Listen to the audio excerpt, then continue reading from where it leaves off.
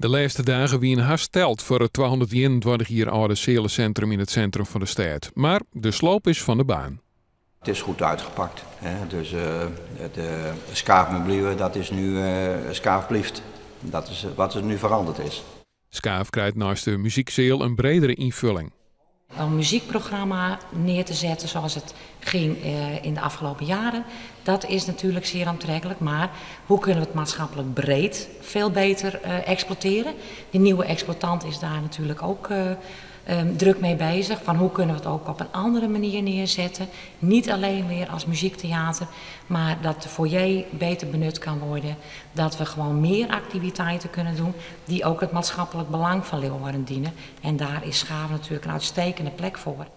De stichting is blij met alle inzet van vrijwilligers.